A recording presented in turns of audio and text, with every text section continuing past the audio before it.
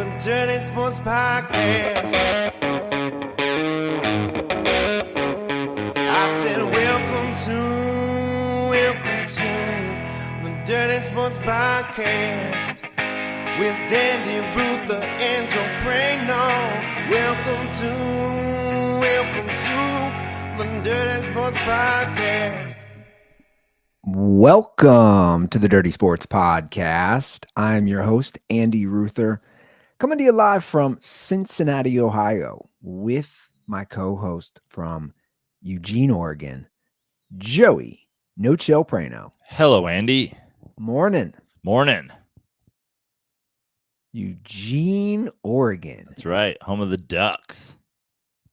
Is this your first time? No, actually, I was here with Eddie Ift on, do you remember the Bingle bus tour? I do. I was here with Eddie Ift on the Bingle bus tour, which is funny because I came here with Eddie. We played this little like rock and roll club when I was here with Eddie. And this time I came to play the new comedy club in town. And I did a little radio promo the other day to promote the show. And the radio host was like, you ever been to Eugene, Oregon before? And I was like, yeah. Came with Eddie Ift on the Bingle Bus tour, played this little rock club that I don't remember the name of. And he was like, I was there, dude. I know Eddie for a long time. I was at the club. And I was like, oh. And he's like, yeah, I remember you. I was like, cool. And he's like, and now you're coming to do Olsen Run, the comedy club. I'm like, yep. He's like, great. I walk up yesterday, same place. Same exact building. But he didn't say that. He didn't say that. I'm like, no mention. Nothing. And there's a very famous picture. Maybe I can send it to you right now. I wonder if I can send it to you. If I send you a picture, can you show it on the air? How's that work? Maybe if I shared my screen. Let me see. Let's see what we do here. I came here with Eddie, and Eddie had this fucking, Eddie had the bus, and then he used to do like a podcast on the bus after the show and like all that shit. And this guy came from, he was, I think he was it must have been a Talking Shit fan or whatever. And then he gets on the bus and we're all drinking and we're doing the thing. And at some point, this guy goes by the bus door and just full on falls out the door and is like, we almost like left on the bus because we were like, oh, that dude's dead. And he fell out and was just like flat down on the fucking pavement in the parking lot in Eugene, Oregon. You see this picture? Bro. That's him still holding the beer. He fell out the door of the bus holding. Do you know what that looks like? Looks like Branson Ping. No, but it looks like when they do the sketches around the dead chalk body. Outline. I know. The chalk outline. I don't know if I can do this. And then I was like, Eddie, I actually think we need to leave. He's like, what? I was like, you let this dude drink on your bus. You let him take booze out of the fucking bar, drink on your bus. Then he fell out the door of your bus. And now he's dead in the parking lot. I was like, just from a legal standpoint, we should get the fuck out of here. I mean, this is amazing. Let me see if I can pull this up somehow. This is wild. So what happened? I don't know. I'm pretty sure we left. Really? Yeah. If I recall, we left. I don't know how to share this. Yeah, it's all right. You know what? Is it? But like, we should put it in the show notes or something like that. I would have to hold on. No, like there are some weird limitations to this. I'll mess with it. You know what I'll do? I'll put it in the Substack. I'll put it in the post. You can put it in the post. Yeah, do that because it's unbelievable. Like whatever you guys think it looks like it's like a cartoon dead person that like still holding the beer. That's what it is. Yeah. Yeah. So I don't even know how he physically could still hold the beer. and then you can see he's like covered in liquid. That's just like all the beer that hit him. Like when his like can hit the ground, it like poured all over him. You think that guy's still alive? No, I think he died right then and there.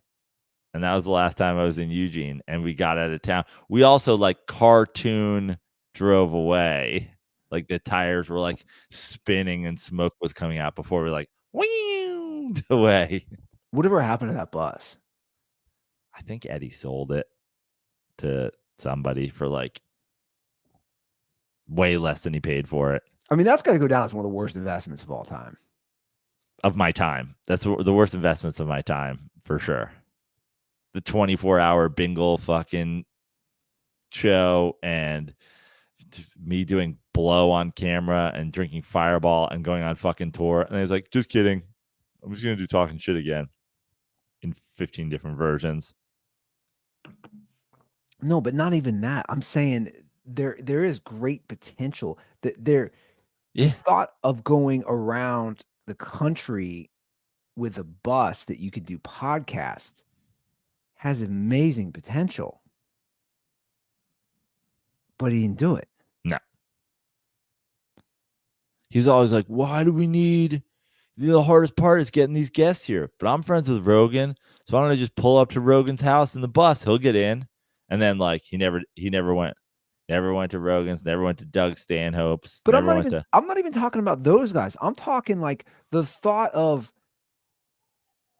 like Eddie is like, sorry, like you just don't get it. Like I would tell him this face, like the thought of you're in so and so city and there's something fascinating. Because every city's got something, or every state's got something. And you pull up and you interview the person who knows about the house where somebody was murdered. Yeah. Do you know what I'm saying? Like, or whatever. Should have just sold it to Yoshi and turned it into the Murder Bus podcast. Well, yeah, then Yoshi would have had a place to live. So much great things could have come out of this. Well, I think it's very fitting that you're in Eugene. That's a great, the capital, the home of Nike. That's right. It's a great segue for this Jaylen Brown story, which I'm really, really liking. I just wanted, before we get into that, I just want to shout out the folks who came out to the show last night. The club Olsen Run, great. If you're in or around Eugene, go to Olsen Run. Super fun, new club.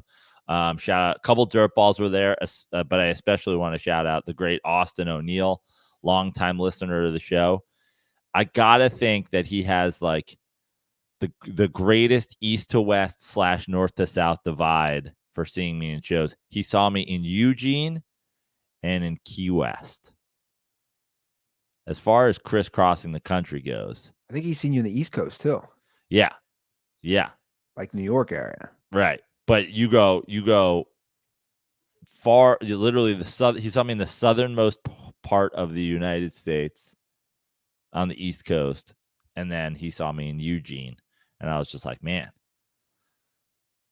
you should have taken the Bingle bus to all this stuff. You'd be a millionaire.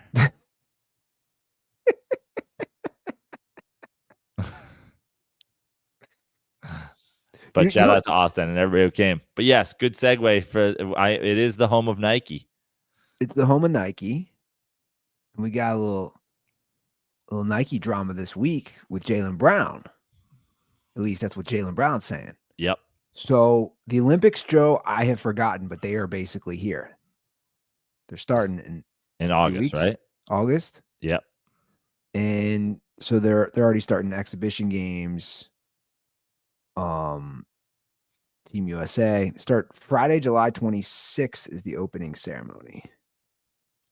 So 2 weeks from today, actually. I'm stoked. I'm trying to think how long we've been doing this show. This will be our third Olympics of the show. Our third summer games, right? Have we been doing it? Yeah, 2016, 2020, which was moved to 2021, which I don't even count that one really though. Yeah. And then 2024. But we started in 2014. So the Olympics start in a few weeks. Basketball team is playing, Team USA. Kawhi dropped out. No surprise. I don't think Kawhi plays basketball anymore. Does he play basketball anymore? No, not. He doesn't. Like, the thing about Team USA and NBA teams is they do play multiple games in a week sometimes. So he's out. I feel like Kawhi hasn't played since the Raptors NBA Finals. Like, has he played in the NBA since then? I feel like he hasn't. He has, but not with any sort of consistency. So Kawhi drops out. So they need to fill that roster position. Really hasn't played with any consistency since he was a Spur. Yeah, that's true. So with Kawhi dropping out, they pick, and I don't know if this is Derek or not. They pick Derek White. I don't know if this is Grant Hill's decision. I think he's president of operations of Team USA. I don't know. Obviously, the coaches. Who's coaching Team USA? I don't even know. It's a great question. Who's Team USA head coach? Is it Kerr? It is Kerr. Yeah. Good call. So it is Steve Kerr. So anyway, they choose Derek White. So they choose Derek White from the Celtics. Now, the Celtics already had Jason Tatum and Drew Holiday on the team. Yeah. So they're adding a third Celtics player. Now, when this happens, this is just 2 days ago. Jaylen Brown does the he starts it off with I love the glass. What would you call that emoji? Yeah, the monocle eye emoji. The monocle eye emoji. He does 3 of those. And then, like 6 hours later, 5 hours later, he tweets at Nike, "This what we doing?" So the context of this, which, by the way, I didn't even know this till I was at my barbershop yesterday, and he was telling me about it. I was like, "Oh, this is great. This is good stuff. This will be good for my podcast." I guess Jaylen Brown had tweeted shade. Now, this is still the same barbershop where the Bengals thing went down? Yeah, I just don't go to him. You just don't. You just go to a different guy. He wasn't that good anyway. I'm putting him on blast. I don't care. Yeah. I just go to everybody else. No sitting with the guy in the Joe Mixon jersey. I'll take anybody but the guy in the Joe Mixon jersey. I mean, we're talking about a guy who literally was angry. It was like, "Who's your team?" You can't like definition of fanboy who couldn't handle me being critical of Joe Mixon, who they got rid of, and their coach. That was basically it. Like, you couldn't handle those 2 things, and me talking about how shitty the ownership is. Anyway, I don't want to get too sidetracked with that. But yeah, same barbershop. So we're talking about it. He's like, "You'll not be surprised to hear my entire barbershop is Raiders fans." Yo fool. Even the lesbian that cuts my hair. Oh, yo fool. Well, he was telling me about it, and then it actually then came on the screen on one of these terrible ESPN shows. I guess Jaylen Brown, which we never really covered this on our show, he called out Nike about a year and a half ago when Phil Knight said that Kyrie Irving stepped over the line when he shared his anti-Semitic film on Twitter. And at the time, Irving had already received more than $11 million in endorsements from Nike. And Jaylen Brown quote tweeted that news with something that I totally agree with. Since when did Nike care about ethics?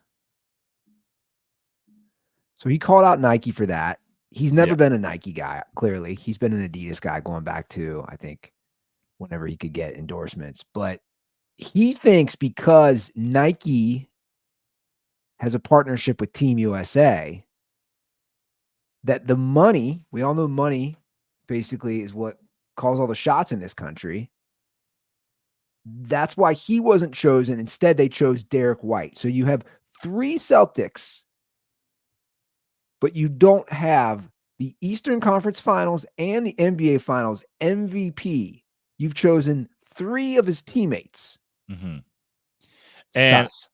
It's sus. And, it's especially sus that, like you said, he came from the Celtics because and this is, you could talk defense or whatever, but like you said before the show, Jaylen Brown is a great defender. Is a very good defender, at least. Maybe he's not Derek White level defender, but is that going to be the issue with Team USA? Not enough defense? Is that going to be our problem?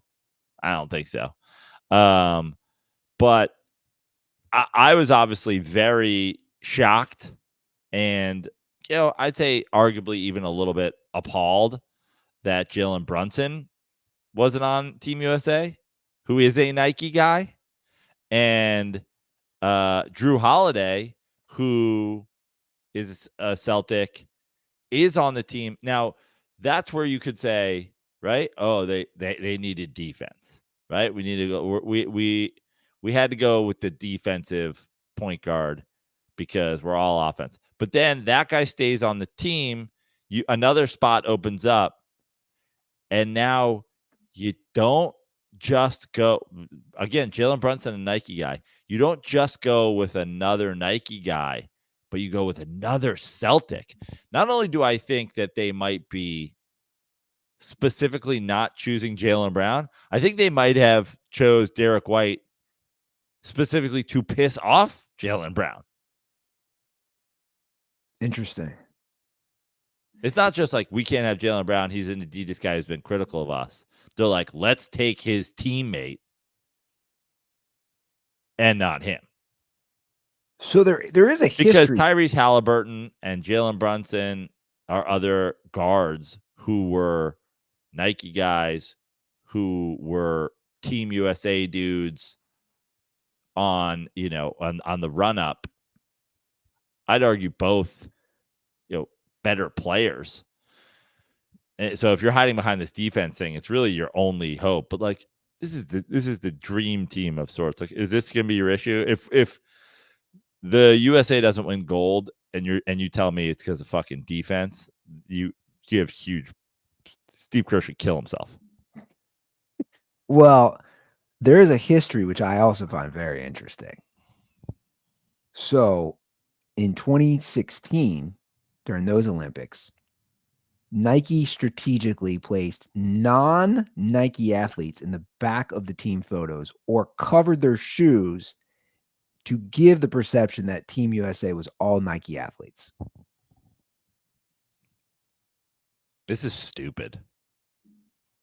Especially since we did. Remember how dumb this all. Remember the original Dream Team. This all started with Michael Jordan wearing the flag, so he didn't have the Reebok photo or the Reebok logo when he got his medal.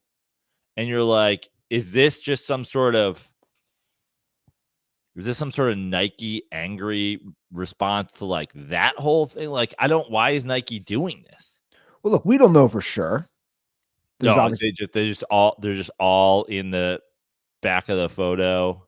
Oh no, I'm not talking about 2016. I'm talking about now. Look, this is a theory, a conspiracy theory, if you want to call it that. I don't even think it is. I think it's pretty spot on.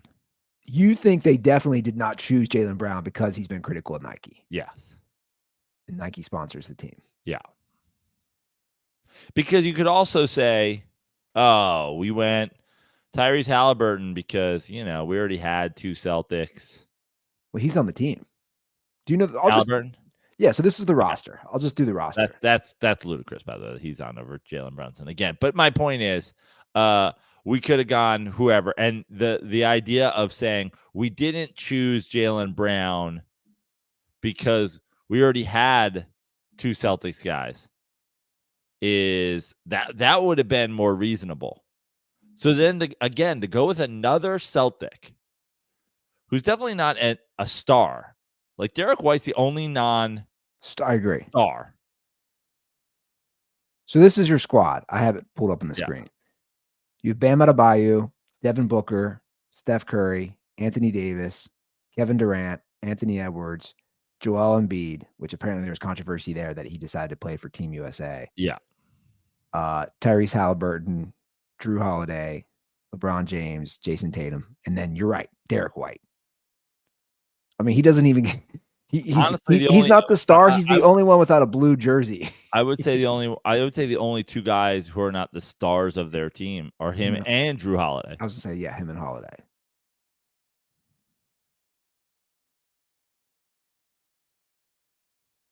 Yeah, Definitely. And Bam is more. I mean, you have Jimmy Butler. Jimmy Butler, yeah. Yeah, but he's a big, and he's borderline the star. So you think it's definitely Yes. coming from the top down? Yeah. It's out of someone like Grant Hill's hands, who's putting the team Yeah. together. Yeah. And Nike saying, "You're not going to do this." That's Absolutely. pretty wild. Absolutely. Because you haven't heard much. Remember in the old days, like everything was such a big deal with the basketball team. Now Steph's an Under Armour. Like, who else on the team isn't a Nike guy? Like, Steph's an Under Armour guy. Well, Kawhi is a New Balance guy. Obviously, he's not on the team anymore. Right. So now the question is, did they have Kawhi whacked? No, they just, like you said, they just told him you're gonna have to play in back-to-back days during the Olympics. He's like, no, just they're not going to play on back-to-back days. So they told him you're going to have to play 2 games in a week. He's like, what is? And he was like, and then he did that laugh. They're like, hey, so you're going to have to play 2 games in a week, and he was like, and I get a gold medal for that. They're like, well, no, you also have to like win the whole tournament. Oh, I thought I got a medal for playing 2 games in a week. And they're like, no. He's like, well, in that case, I quit. So Kawhi talks like a tape that's in a thing that's running out of batteries. You're saying he wanted that participation trophy, that Olympics participation? No, trophy. he thought he deserved a gold medal for playing 2 basketball games in a week. That's what I'm saying. Yeah. Participation trophy. Yeah. That's gotten a lot better though, because the world's gotten so much better at basketball. Yeah. I think it's better personally. I don't know if everybody's going to agree with me. Team USA just crushing people. I liked it first in 92 and 96, but I think it's more enjoyable now that you have so many countries with good players and that it's more competitive. Yeah. But I'm actually, here's the thing with the Olympics. It's a nice little thing to sit down at night. Like you're eating dinner, you're watching swimming, you're watching track and field, whatever it is. Yeah. So, but I don't know. What are you smirking at? I'm sorry. Joe Bartnick again. I just saw this comment. It's the same guy, JT. Joe Bartnick loves condoms. I mean, it's just, that's what I'm smirking at. I can't hold it back. What do you think Bartnick's favorite Olympic sport is? Oh, Summer Olympics. Not the ones that we would like. I would say track and field, swimming, basketball. No. Let me think about this for a minute. It's definitely not basketball. It's definitely not basketball. He feels like a shot put guy. He feels like a shot put guy. We both said it. Yeah. Look at him. You know how fucking tough you gotta be. Not only you have to be strong, you can't get dizzy. You can't be a guy who gets dizzy. All these millennials, all these Gen Zers are getting so dizzy. They never worked a day in their life. You know who a future shot putter is my daughter. Yeah. All she does is spin. And I'm like, you're going to fall. All she wants to do now is spin all the time. Just spin. Especially if something's on the TV. Just gets geek, spins. Like Tasmanian devil? I don't know. Straight up lunatic, man. It's an old Dennis Miller joke about that. It was like, about like banning drugs. He's like, if they ever ban drugs, people would just be spinning in their front lawn until they fell down. Like, no, like people are always gonna do some shit to fucking mix their mind up. There's a name I haven't heard for a while. Dennis Miller. Yeah. So what's your favorite Olympic sport? Oh, swimming, for sure. Swimming. Yeah, it's a good one. Intense U.S. swimming fan. World swimming fan, really, like. Love it. Yeah.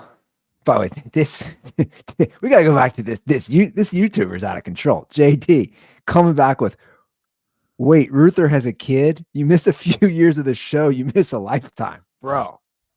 Welcome back, JT. Yeah. Where you been, bro? I got like a 17-month-old daughter, dude. I live in Cincinnati, by the way. Both my parents died. Like we want to go over the whole thing. Bro, do you know about COVID? Kobe Bryant is dead. I don't know if you know Kobe's this. dead. Kobe died. I think I don't know. That's a good question for me too. Swimming might be my favorite too. Yeah, to me, for summer. I mean, I was such as like being a kid. I mean, I was probably what it was. 88 was where? Barcelona 88? was 92. 88 was was Seoul, Seoul. Korea? Yep. Yeah. So Seoul. I mean, I'm 9 years old. You know, watching Olympic swimming. Like I'm a swimmer in the summer. I'm watching Olympic swimming. 12 years old, 13 years old. I'm watching Barcelona. Like, yeah, it was all about that. That's All when I about first kind of got into it. Like that's my first because I'm a little younger than you. My first like Olympic memory is 92 Barcelona, which I've been to that stadium. Yeah, I have no living memory of LA in 84. It's all. What would that have been like? Carl Lewis, like Jackie Joyner Kersey? I'm assuming Carl Lewis, but I don't know. I think he did well there. Yeah. But I have a good memory of Seoul, and I have a good memory of Barcelona, obviously. And then Atlanta. And the swimmers like Matt Biondi, Janet Evans. So who are we watching this year? You still have Katie Ledecky, right? Katie Ledecky will. I mean, are we even really watching her? She beats people by fucking 2 pool lengths. She's still just that good. Yeah. So who's on like the men's side? And well, yeah, I was gonna say unless a man joins the Katie Ledecky in the pool, I think she's got that. Who's on the men's side? Actually, even that chick Leah Thomas or guy, girl, whatever. Yeah, chick. Even that chick Leah Thomas, like Katie Ledecky, smokes her. Really? Yeah. She's insane. Yeah. So who's on the U.S. men's side and who's in some of the other countries? Do you know? I don't know. I'll have to, to get going with the because I think I know track Olympic trials just happened, right? I'm not sure. I think it was just a couple weeks ago. And I just know Noah Lyles from the U.S. And then from the women's side, I forget her name. The big Shakari Richardson. Yeah. Yeah. And then your girl is back on the gymnastics team. Simone Biles? Pretty sure. She's my girl? Yeah. Pretty sure during the last Olympics you were like, she was like having vertigo and thought she was gonna like die, and you're like, whatever. Toughen up. I didn't take that stance at all. You completely lied. My stance was I have a niece who does gymnastics, and I've been to those events. And I was actually saying the pressure these kids have. I took the complete opposite stance. Were you talking about my brother Brad? Because we got a huge. I remember somebody being like, we got a huge argument. I remember somebody on the show being like, it wasn't me. We got a huge argument. These weak millennials. Oh, we got in a huge argument about it actually, at CarMax of all places. Why were you at CarMax together? Well, he was, after my dad died, we had his car, so we were selling it. So I took it up to CarMax to meet him. And that's right when that was going on. And in the waiting room, we're watching the news, and that's when the Simone Biles thing, and we got in a huge disagreement. And I was like, dude, you don't know the pressure these kids have. I was like, she's already arguably the best gymnast of all time. The pressure and how difficult it is. And he was doing the millennial. Like, basically, he was possessed by Joe Bartnick during that argument. These millennials are pussies. Back in my day, Vertigo wasn't a thing. Back in my day, Vertigo was just a U2 song. I actually like that though too. I like the gym because it's fascinating how good everybody is. See, here's why I don't like the gymnastics. I don't like the gymnastics. Like, I don't like hockey. Like, I don't understand it enough. Like, I'll watch gymnastics, and some chick will land it. I'll be like, "Holy shit! Did you see that? She did 5 spins and you landed." And they're like, "That was disgusting. She's gonna get a 2." And I'll be like, "What?" And they'll say, "You see that right here when she lands? She did small hop." And I was like, "Well, she did do 7 flips off a vault." I was like, "Holy shit! That's it. Am I crazy? Is that the best gymnastics performance of all time?" They're like, she'll never be back to the Olympics. This is the greatest failure we've ever seen in the history of the sport. I'm like, "Oh, fuck." Like, unless you fall off the bars or fall off the pommel horse or fall off the rings, like, I just think you got a 10. Yeah, well, that is a good point. I don't understand it. You're right. Oh, right here. I'm like, we're watching it in super slow motion, and her knee like jiggles. She's a disgrace to her country. Bella Lugosi's gonna chop her hands off or whatever. Oh, this is the Chinese girls, man. Yeah. Imagine what like they would. You think Simone Biles has pressure, man? Yeah. Chinese girls they're like the first girl ever to do 7 flips at once. But you can see here when she sticks the landing and is perfectly still. If you watch it in hyper slow motion, watch her big toe here. Watch her big toe. And then as she walks off, she's already crying. And there's an old Asian lady that's beating her with a bamboo stick. Why you do it?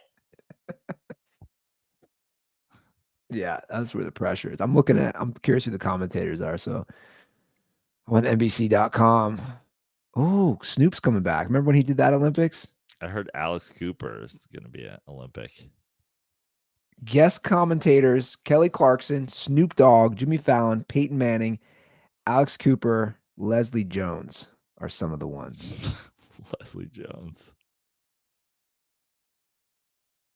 Mike Tirico is the lead commentator. Yes. Dude, the Mike Tirico, Leslie Jones Italian pairing will be sick. I still love Mike Tirico. There's literally an entire episode in a book written about just his sexual harassment. Meanwhile, us Italians like, whoa. And he just completely escaped it. Identify it. He's like, us, we're just handsy Italians. Give me a break. Stop saying this. Mike Tirico identifying as Italian is probably one of my all-time faves. That's been an ongoing dirty sports thing for damn near 10 years. You know us just handsy, fiery little Italians, horny little Italians. Just fingering girls while they close the window on our hand.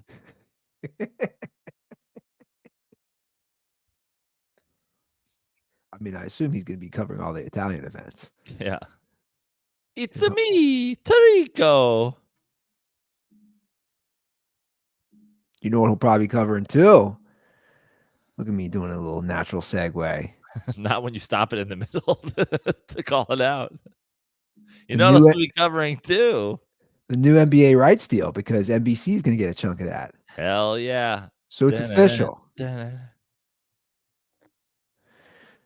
It's official, but unofficial. But it's basically official. It's 11 years, $76 billion is the new rights deal. And somewhere asleep in his bed, John Tesh just woke up like the Undertaker. John Tesh. So I don't know who has those rights. Here's what's interesting. I don't know if you knew this. That song, you know where it's been playing the last, I don't know how many years? Fox Sports for the Big East. What? Yeah. How dare they? How dare they? Fox and Fox Sports has their deal with the Big East. They play that during the basketball games on Saturday. Offensive. I'm offended on every level. So I don't know who has that, but It's called like the Round Ball Symphony or something like that, isn't it? it's great, man. It really is great. So the new deal will go to ESPN/ABC, which they've obviously already had. NBC is back in the mix. Amazon. Is this officially? Is this done? Is this a done deal? This is announced. Everybody. This was announced 2 days ago. TNT, owned by Warner Brothers, I believe has 5 days to respond. Ah. The 5-day clock would begin once the league sends the finished contracts to TNT. So I don't know if they've been officially sent. Got it. You've been served. They're saying basically TNT would probably they are currently paying 1.4 billion. So the closest to that would be NBC and Prime, which would average 1.8 billion. So they would probably go for one of those packages if they want to stick with the NBA. So Prime will have games on Thursday nights after it's done carrying NFL games.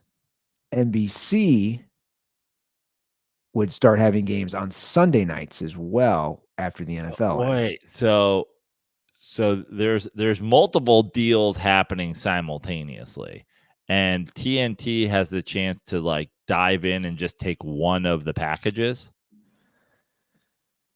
I believe so. I could be incorrect in that.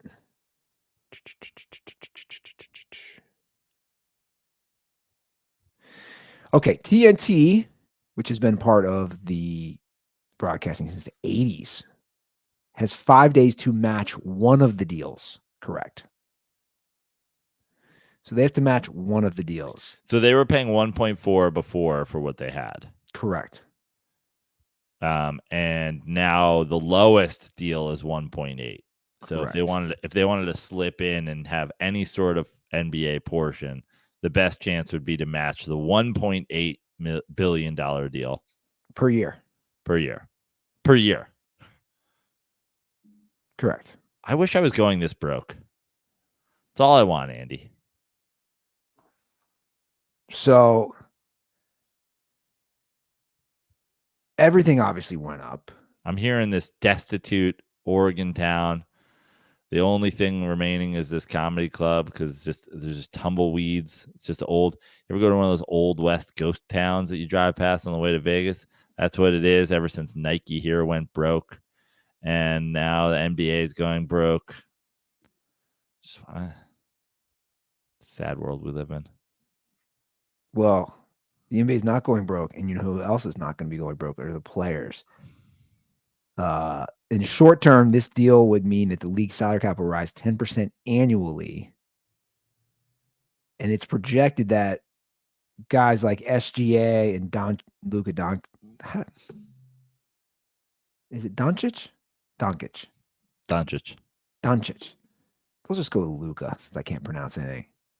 Would probably be making around 80 million a year by 2030, 2031. And that probably by the mid 2030s.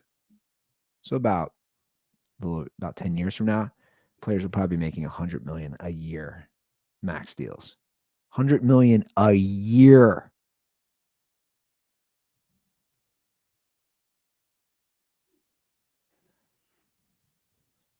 So this agreement's for 11 years. So the NBA is not going to file bankruptcy for at least 11 more years starting after next season. Mm-hmm. Got it. So they're good. Good to go. It's a global game. So they are not going broke. Damn. I was certain they were. I have a feeling most people who said that they were going broke have not covered these official numbers. No. They're like the people who are said they're going broke are like, did you know that the April 6th Wednesday night Pacers Mavericks game averaged just a fraction of the viewers of the Super Bowl? NBA is going broke while the NFL continues to thrive.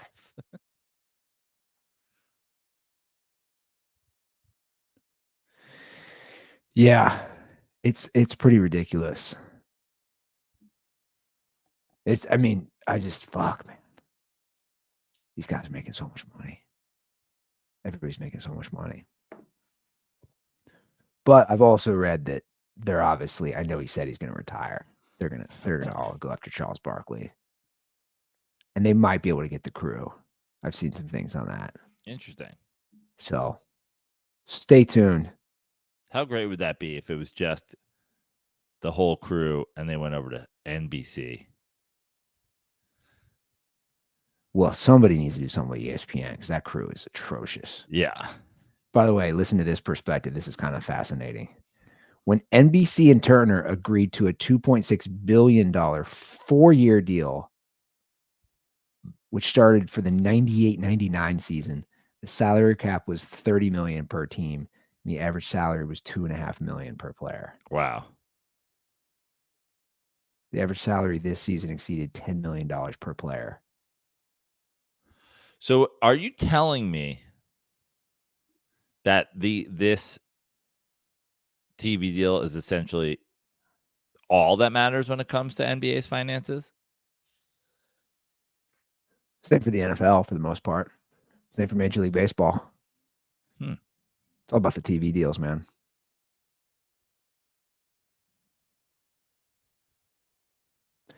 You and I have said it a million times. Viewership, it's like viewership matters and it doesn't matter, if that makes any sense. Depends on the league. It definitely matters for the NFL. They leverage that.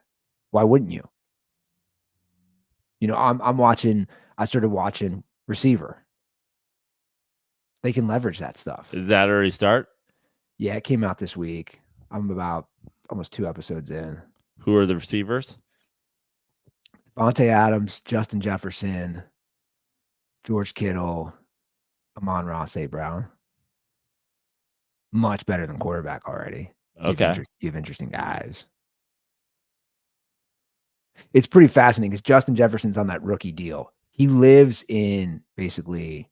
He lives in Kirk Cousins' man cave. I mean, he lives in a condo or a townhouse. Like that he's living next. Like they keep showing the outside. I'm like, he's just living next to somebody. Yeah. You know what I'm saying? One of those buildings, and pretty basic.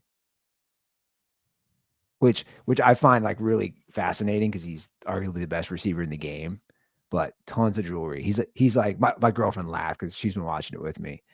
He's like, I don't like to spend my money on things, and they like show, they show where he lives, and they show it's just like basic TV, and then they start showing his jewelry, and she's like, whoa, you don't like to live like, dude, how many hundreds of thousands of dollars of jewelry do you have? Like, and then they show his personal chef. He is a personal chef, like in his little condo, and he's sitting there like watching TV.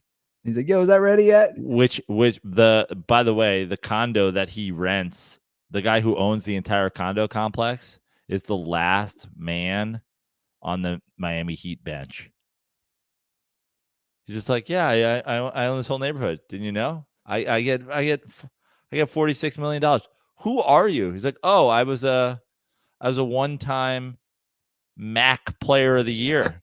That's a bench warmer for the Miami Heat. You didn't hear? They pay me $46 million a season because we're going broke. It is pretty wild because then, of course, I started looking up all these guys' contracts. Once you start seeing their houses and stuff, I mean, Justin Jefferson has the biggest contract ever. There's only 110 guaranteed. I mean, don't get me wrong. $110 million guaranteed is a shit ton of money, and is what Derek White will be making in the final year of his Celtics contract in 2031. Yeah, that's what I'm saying. It's perspective is pretty crazy, but it's so funny seeing what these guys eat. So I was thinking of Ocho Cinco when I was watching Justin Jefferson, obsessed with candy. Just how these guys can eat like this. Yeah. Just opens his pantry, and I'm just talking. Just they show jars of everything from the Sour Patch Kids, just Reese's and Kit Kats, and you're just like, but then he also has a personal chef making him healthy stuff. It's I don't know. It's pretty. It's decent. I won't like 8 episodes. Nah. Like, think of it this way, Joe. It's good background. Interesting. Okay. What? It's just for me, it's good background noise.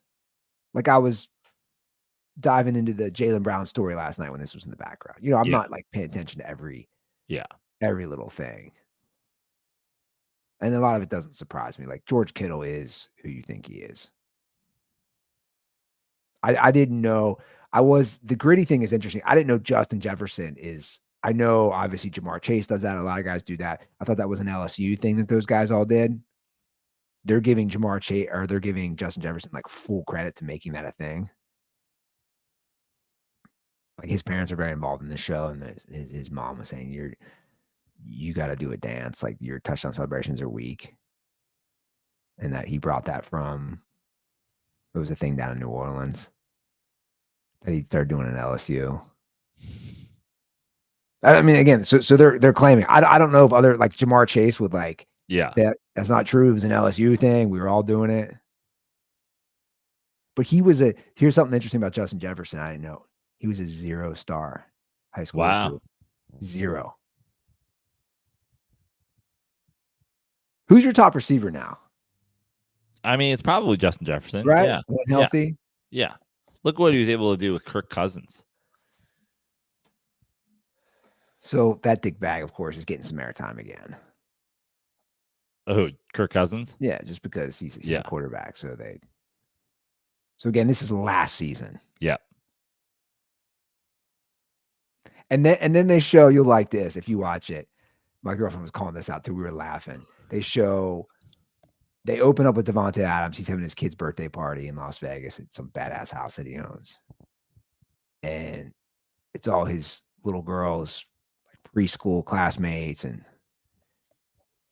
he's off camera like, yeah, like I'd say probably like half the parents didn't know that I played for the Raiders or didn't know who and I'm like, the Raiders. I'm just like, come the fuck on, man. Yeah. Like they're showing up to your house, this just badass house. You're like this 6'5" black dude. Yeah. With dreads. They had no clue. Yeah. That you were the star that just came from Green Bay. And they show him talking to parents like, yeah, I play for the Raiders. And like you're just like, oh yeah, you didn't know? Oh, it's cool. And I'm an astronaut. Am I right? This guy over here. They show him talking to like some Asian couple. Like it's like I'm like, okay, maybe they didn't know. Yeah. Maybe your daughter's what friends. Are the latest? Maybe they didn't know, but it's good background noise. But you got Hard Knocks coming up, and I got to catch up on episode 2 of the Giants Hard Knocks. I think this offseason Hard Knocks thing is the dumbest idea. I'm like, I barely care, and I'm a Giants fan. Like, are there Cleveland Browns fans out there that are like, yeah, show me the inner workings of the Giants front office?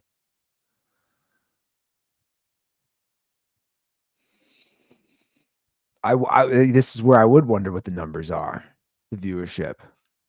HP doesn't care. They don't do numbers. Well, they do care to a degree, because if a lot of people are watching it, they're going to stick with Max. Right. They're going to stick with it. But again, all they give that's why the conversation about ratings is dumb, because it's really not like think about it this way. They have to get inside the mental mindset of people. Like, does having a Giants Hard Knocks off-season thing, when you go in there and you're going in to watch fucking House of Dragon or whatever, right? Yeah. When you see Giants off-season Hard Knocks, is that even valuable to you in the I'm not going to watch that? but it did just remind me that Hard Knocks is coming up. And I got that. Like, it's all about making people feel like I can't cancel this thing. That's all that matters. If you're seeing it, like, is anybody signing up to watch Giants Hard Knocks, off-season Hard Knocks? Probably not. You know, if they are, it's a very small portion. All they're really trying to do is give their people content to like keep people signed up, bridge that gap. That's why you ever notice on HBO that it'll like the one premiere show ends and the next one starts right up. There's like 4 seasons on HBO. We're like House of Dragon ends and then this starts and then this ends and this starts. And Succession ends and blah blah blah. And it's like all they want to do is make you feel like, yeah, you got like 2 weeks where you could cancel, but you'll be back. Succession starting in like a week. Yeah, and it still is, in my opinion, the premier. Like the premier, I don't what do you even call it? Streaming service at this point? Just streaming service? Yeah. For shows. And you're right. And Hard Knocks, look, Hard Knocks, I probably don't like it as much as I used to, but I think this year will be interesting. You have a hyped generational quarterback with Caleb Williams for the Bears. So, I mean, that's already right there. I just what I gotta do is right after episode 3 is when I gotta bet the Bears under. Did you see the thing, how much it costs to watch every NFL game? Mm-mm. Damn, this is 13.9 million views now. It was the cost to watch every NFL game this year. And I don't know how they broke this down. But so basically it's you got to get the YouTube package. Well, and here's the thing. This doesn't even include Sunday Ticket. So I don't even know how this works. Doesn't include Sunday Ticket. You see it? Yeah. So it does include Sunday Ticket. I don't know if this is just YouTube TV. Oh no, Okay. yeah, you're probably this is YouTube Ticket. Or Sunday Ticket. Yeah. You're probably right. $73 a month if you're paying for it with Sunday Ticket, I assume. $73 for 4 months. Right. I don't know where they get the $7 for Netflix. Because it costs more than $7. There's only a couple games. So it comes out to $670 is the claim. I have Prime. I have Netflix. I don't have ESPN Plus. I don't have NFL Plus. I have Peacock, I think,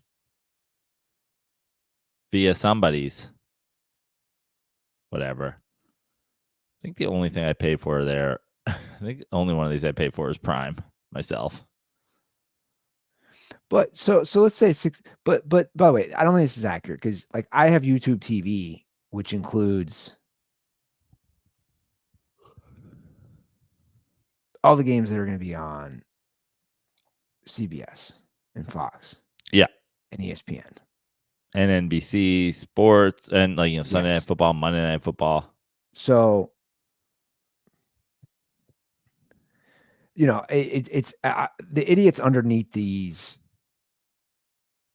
comments were funny to me. Like, this is terrible. Like, guys, first of all, you pay for it. Here's my thing. I don't want to sound like I'm defending Roger Goodell in this lawsuit for Sunday Ticket, because everything that I've seen, it was almost a violation of an antitrust, how they set it up. But when he counters his argument, and he said this again yesterday on CNBC, that they're going to take this all the way through the courts. They're not backing down. They're going to appeal the class action lawsuit. His argument is that Sunday Ticket in the NFL, they view as premium content. Right, because you get local games. You can get I would say minimum 4 games on Sunday if you just plugged an antenna into your That's TV. what I'm saying. So I don't disagree with that argument. If You always have, I would say you at least typically have 2 in one window and 1 in another window, and then you have Sunday Night Football. So that argument that he makes, I would have to agree with. Now, that argument has kind of nothing to do with how they set it up with Right. antitrust and the back end deals of raising the price. They're kind of irrelevant, but the argument that it's premium content is correct, in my opinion. Yeah. No one's forcing you to have access to watch every single game. That's all Sunday Ticket is. You have access to every single game. But you're right. I mean, but now it's like, now people are complaining about this, which is access. Like, now we're at a point where it's like you don't have access to every single game, even if you do the stuff you get free and you do the premium content of Sunday Ticket, you still don't have every game unless you go, if you want every single game, you need Peacock and Prime and Netflix and NFL Plus and ESPN Plus. So before, you were complaining because one place had all the things, and now people are like, this is bullshit. I need 10 different streaming services to have all the games. It's like, well, pick a fucking lane. What do you think about this counter? This is an interesting point by Micah. It's not premium if there are ads. That's not necessarily true. You're saying he's basically saying, and I see his argument. point. The argument of that is premium like what would fall under the category of premium television in the past would be things like HBO and Showtime and whatever stuff that you pay for because you don't get ads. But you're not getting, when you get Sunday Ticket, you're getting the local access to the local feeds. Okay. So that's you know your what I'm counter. saying? Yeah, because I think what he's saying is by depth, like the idea, like quote unquote premium television used to like mean something, but it wasn't like a legal definition. Well, I think it means now you can pay for the upgraded no ads on Hulu or Max or whatever it is. I think that's what he's saying. Those premiums. Well, Netflix has ads now. I just had Netflix ads the other day. So I'm paying for Netflix and I'm getting ads. And I mean, my girlfriend's paying for Netflix. But do you see my point? There's a difference. So like I have Hulu, which is just connected through me paying for that's a bundle through my Spotify. Right. So that has ads. So it has ads, but Spotify gives me Hulu for free. Right. Now I could upgrade. Right.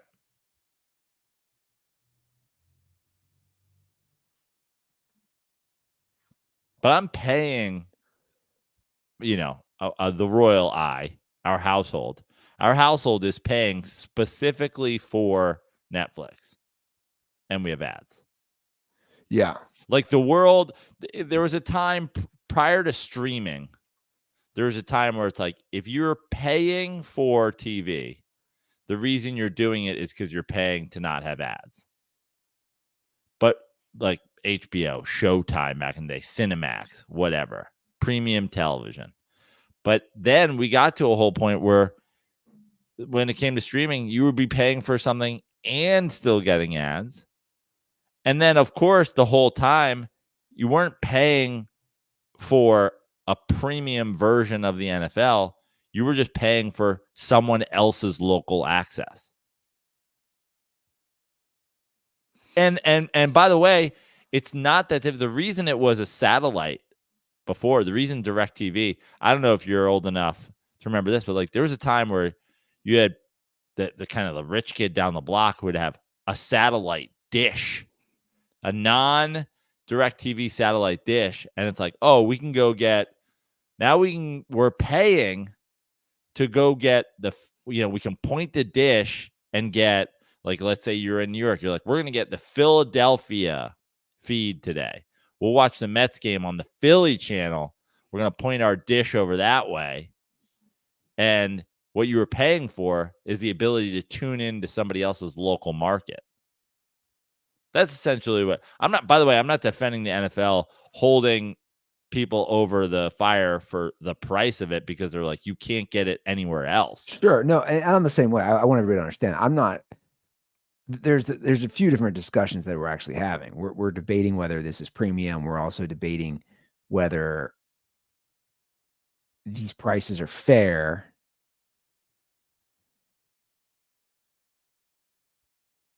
And that's what people say in the comments. And that's what people say on social media. They say, well, I got to get this, this, and this. But look, it's basically capitalism on steroids. They're saying, the NFL's saying, you will pay for it because we think you value that one Peacock game or whatever it is, that doubleheader on Christmas on Netflix. We think you value it that much. You will pay for it. And we know that because you're watching a Hard Knocks that doesn't show football players. Yeah. You're Hard Knocks, equipment manager. And Lee Schreiber's like, he walks the dark tunnel down to the laundry room where he picks up all of the jock straps every Sunday. He puts the jock straps into the laundry and they spin around, much like the NFL season spins. Welcome to HBO Hard Knocks, equipment manager. So until everybody stops paying, they're going to keep doing this. Yeah. That's the truth. And also, there's the thing like the ESPN Plus, the Peacock, those things that get 2 games a year. They also know that you're really not even paying. You might even be signing up for your free trial or whatever, but like, it's just a way to like it. A lot of these things are literally just like data mining. They're like, even if you put in your fucking free trial and you cancel it, at least we got your info. Yeah, it's true. And that's basically a form of currency. Oh yeah. Your information is a form of currency.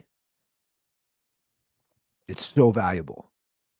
That's why all these companies are valued, or when they do their IPOs, all that shit is so high because you have information. That's why like you have a Taco Bell app, right? Yep. That's why that's so important to Taco Bell. Yeah. They know everything about you. They're like, you sure you don't want to enable your location when you're not using the app? I'm like, why would I want Taco Bell to know where I am all the time, even when I'm not using the app? That's my favorite, by the way, when the apps do that. Why do I want just you to while know? Using? I'm like, what? Of course, just while using. Taco Bell's like, we'd actually really, I mean, it's no skin off your back. You don't need to do anything. Just hit this button. But it would really be great for us to know what people who eat at Taco Bell just do generally, where you're going, what you're doing. We're just trying to get inside your mind. They're like, we're tracking him. He hasn't been to the gym in months, and that's just the way we like it. And then they're like, he's going to the gym. Hit him with a fucking Cinesticks ad. Those apps have been game changers for these companies. Yeah. They really have. I hit Taco Bell a couple weeks ago. It's been a long time. I'm a pretty regular Taco Bell guy these days because there's one on my corner. I got the Lux box, $7. The Lux box? Yeah, they got like new box meals now. Okay. It was like their new version of a double decker. I don't know what it's called. I'm so glad you brought this up. This is why do you guys? This is my problem with the Taco Bell, and I know the turnover of Taco Bell employees is probably pretty fast. I assume there's no one that's been working there since 1997 who's like a career, south of the border Bell guy. But can we stop acting when the only thing I want from Taco Bell is the double decker taco. Can you guys stop renaming it and then acting as if you don't have the thing I'm asking for. You know what the fuck I mean. I'll be like, can I get a double decker? They're like, we don't do that anymore. I'm pretty sure you do. I'm looking at it on your screen. I'm looking at a hard shell taco wrapped in a soft shell taco. I want the double decker taco. Oh no. Do you know what it's called? It's called the double stack taco. Yeah. They're like, oh, and they'll be like, we absolutely don't have anything that you're talking about. I'm like, you don't have a double decker taco. They're like, no. I'm like, do you have anything with the word decker in it? They're like, no. I'm like, do you have anything with the word double in it? They're like, oh, yeah, obviously we have the double stack. Don't be dumb. And I'll be like, okay, what's the double stack? They'll be like, it's just a double decker. But there's a man in here with a gun who's saying that if I knowingly point you in the direction of the double stack when I know that's what you want, that he will kill me. And I'm like, why is this good for you guys? It seems like if I come, it seems like it should be the other way around. It seems like if I come and I'm like, can I get a double decker? They should be like, we don't do the double decker anymore. We do the double stack though. It's pretty much the same exact thing. How about having 5 of those? I'm like, okay. They change the name of the double decker every 8 months. And then you need a password like you're going into a speakeasy. I want the 2 style of tacos together. Do you have a password? I'm like, no. What is it? Can you just tell me what it's called? And by the way, I know that the double stack and the double decker, the difference is it's what's keeping the soft shell on the hard shell now is cheese and not beans. I don't care. I like the soft taco shell with the hard shell crunch underneath it. That's what I want. I want my hard shell. I want to bite through soft on my way to hard. It's not that difficult. If I come in, that's what I'm asking for.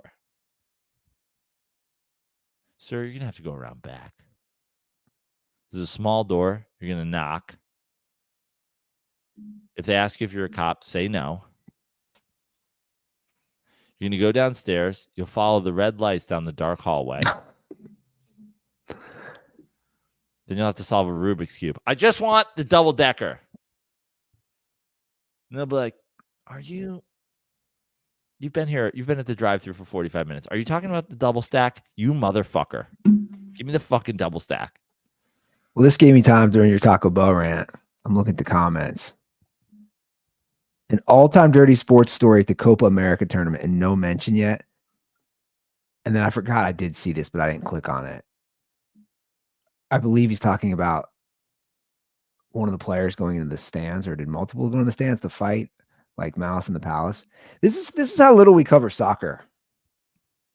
Well, he said, I didn't know what he was talking about even when he said Copa America. I'm like, is that a race? So I'm seeing the headlines. Why is it Copa? Oh, because it's like all the Americas? Is that what we're talking about here? Darwin Nunez among 11 Uruguay players facing disciplinary actions for violent clashes with Colombia fans. So they went into the stands. It was an Ivy League game. Colombia. I got you. Let's pull this up. Well, how about we pull it up, Joe? Okay. We can pull it up. So Uruguay went into the Colombian fans were definitely chanting, "You're gay. You're gay." So let's pull this up. All right, let's see what we got here. Right now of Uruguayan players going into the stands and interacting, if you will, with Colombian supporters. You obviously see punches things thrown. being thrown, including fists You want a sports and bra? punches and beverages and garbage. And unfortunate scenes in Charlotte. That after the final whistle. Why do you want a sports bra? You see this? Yeah, this is a thing now. They do? Yeah. Look at this dude here. Yeah. You want a sports bra? Why? But this is the weakest fight I've ever seen. This is what we're talking about? There's no Malice. Who won the game? Palace. I don't know, and I don't give a shit. Okay. Let's see. Was this the championship game? I don't even know. Colombia won. Okay. And And they'll you're face Argentina in the final. okay. You know this. I'm just gonna say this. Can I go on a rant real quick? This is your problem, soccer. Maybe it's not your problem in the rest of the world, because it's not, because it's probably the biggest sport in the world, correct? Following, I believe it's soccer. But your problem is, here's your problem. There's two, like, we don't, in America, we don't know what this stuff is. Andy, no one's even watching this in America. You don't know if soccer's going broke. But Copa, like, I don't know what this is. What is Copa America? Who can compete in this? This is your problem. Here's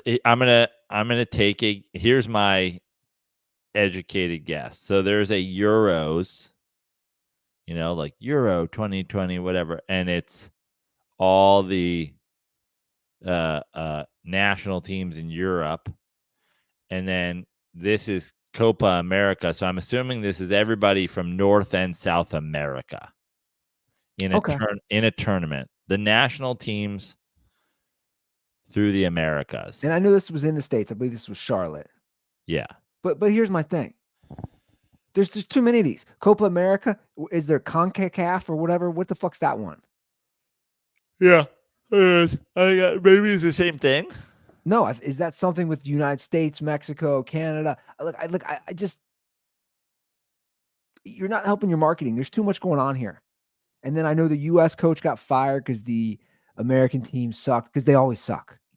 If I hear one more thing, how many years are we going to do this? I mean, I can honestly say that I think the first time I heard, and this is true, 92 World Cup at Pasadena. 94. Or 94. You're right, 94. 94 World Cup in the U.S. Yeah. This is the beginning of we're 4 years away from the United States dominating soccer. If we don't win it, if we don't win it this year in 94, 98, 2002, 2006, we're just going on. The Alexi Lawless was like, not one, not two, not three, not four. We're never going to be good.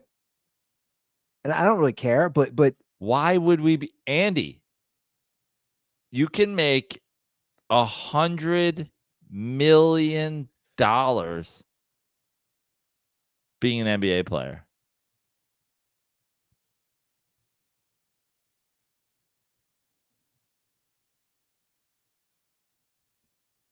And both sports are cheap because they just have the ball. It's not like football where it's actually expensive to play. Yeah, I agree with you, Joe. I've been here. I have vivid memories of that 94 World Cup in grade school. I had never cared about soccer, and kids were coming to school like, yeah, man, Alexi Lawless, and this is our team. Tony Miola with his ponytail.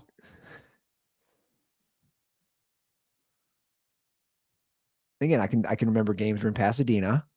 That's where they played that's where the championship game was played, I believe. And didn't the United States beat Colombia? Maybe.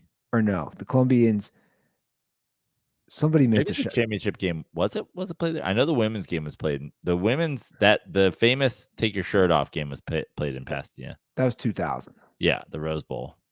Maybe Colombia lost in the final. I mean, the U.S. didn't go far. No. Well, I think they made it to the final 16 or final 8. Yeah.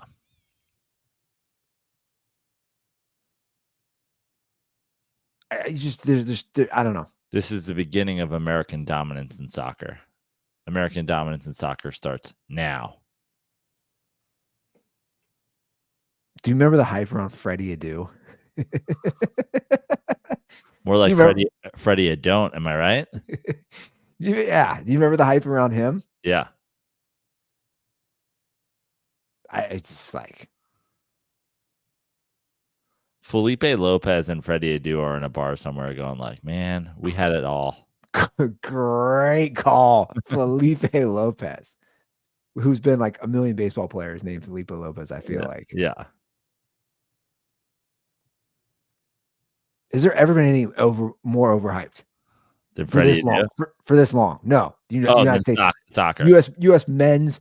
I got to be specific because the women usually do very well. U.S. men's soccer. I can remember, like now that you're bringing back memories, I can remember at the swim club my family belonged to that summer. I never even played soccer since I was like real little, but they had soccer, they had goals in the back in like a field area. I can remember kids being like, I'm Alexi Lawless. Like suddenly everybody's dribbling soccer balls in 94. And then by 95, everybody was like, you know, back to Jordan. Yeah.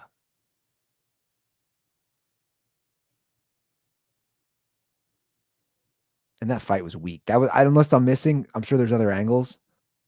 That doesn't even compare to Malice in the Palace. Remember Jermaine O'Neal killed the guy? Did he kill that? You killed the guy with a Triton. I know, it was wild. Little Anchorman reference there. Yeah. More overrated, Anchorman or the U.S. men's soccer team? Without a doubt, the U.S. men's soccer team. Most You overrated. know what's funny too about U.S. Soccer in the United States? We started the MLS, and we're like, it's gonna be its own thing. We're gonna have the Storm and the Red Bulls and the whatever. And then they're like, this is never going to take. Now we should just pretend we're European soccer clubs. We should call it LAFC. We should be the LA Football Club. I'm like, but you're not the LA Football Club. You're the LA Soccer Club. What the fuck are we talking about? This is not Spain. Why are you the LA Football Club? They're like, oh, because the only way soccer is ever going to become big in America is if we somehow con people into thinking that they are not in America watching soccer. The MLS names their teams like Taco Bell names the double decker.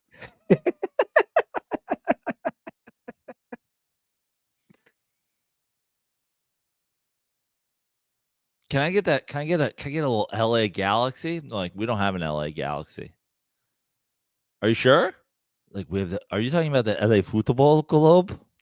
Are you talking about Copa Football? But they do have LA Galaxy. And they have LAFC. I know. I believe the team you're looking for is Copa Football Longhangeli. I just wanted the LA soccer team. Like, yes, that's what it is. Why are you making me order it this way? It's true. They can't decide.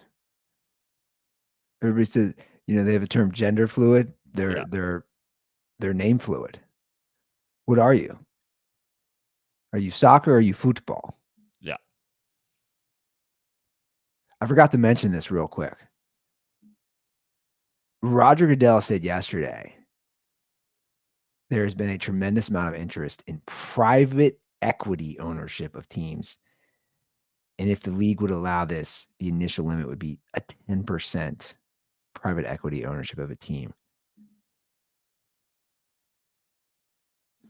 Not sure how I feel about this. As much as I hate NFL owners,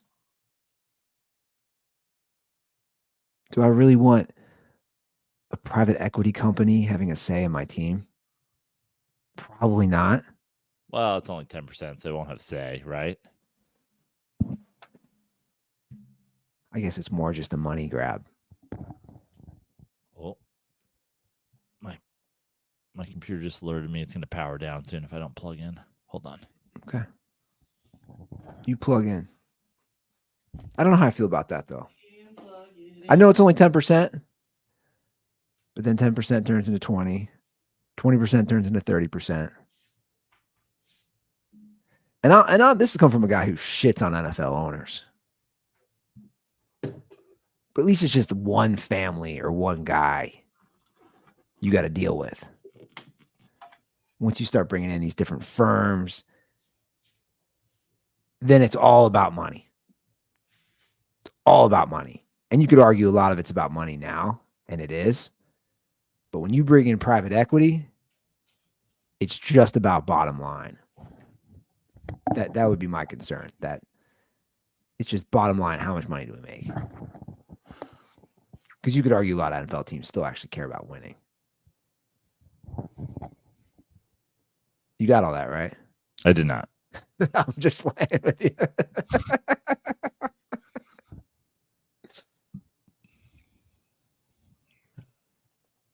By the way, I got a text message from Josh Filipowski. Did you? Yeah. That he listened to the show and wanted to talk about Filipowski? No, he sent a screenshot. He goes, "Can I get a free password? It's under a paywall, man." I said, "You got to subscribe to the Substack, fam." But I do have an answer on his actual relation. Oh. I mean, I got to pull this up. I got to pull my phone up. He's a cousin. I've never met him.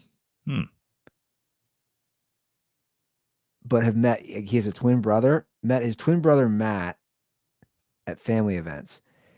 I still don't understand this. He's my father's cousin's grandson. What?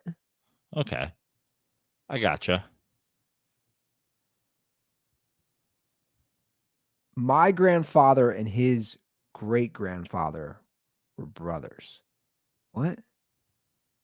So, Andy, he's a generation below because Josh is in his mid 40s and this kid's 20. Okay. Right? So he's a generation below.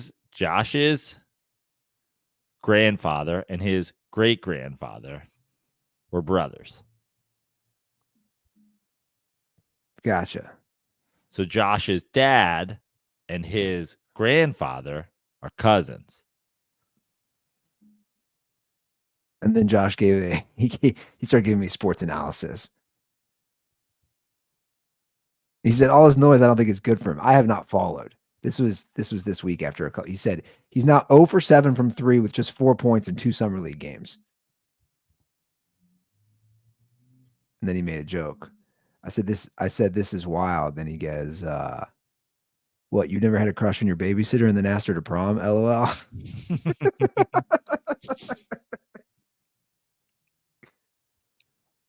Oh man. Now, is there, he's playing so poorly in summer league, Andy. Is there a chance that he only even got drafted because of nepotism, because he's the cousin once removed from the guy who runs the March Madness of comedy? Here we go. Oh, by the way, I'm glad you brought up Bronny James real quick. Did I? You did. You're direct referencing him, Bronny James. This is the Bronny James coverage we're getting. I'm so glad you brought this up because I would have forgotten. I took a screenshot of this. I was going to text you and I forgot. When I went to ESPN.com or the ESPN app, I'm sorry, on my phone the other day, this was on the homepage. The top video says this from Summer League game. Bronny James battles down low with tough post defense. So the lead video is talking about his tough low post defense. And I get it. It's whatever it was, like middle of the day. That's the lead video. The fuck out of here. But also on ESPN, right? Yeah. The place that's giving Stephen A. Smith $18 million to not know sports. I mean, is ESPN is sports clickbait at this point? 100% it is. Yeah. I don't think that's the cover. Like, I don't think LeBron's forcing ESPN to post Bronny at the. I'm not insinuating LeBron is forcing. They probably also, ESPN probably even knows that that's going to trigger people. Of course they do. And, they don't care if you're hate watching or you're fucking love watching. They just care that you're watching.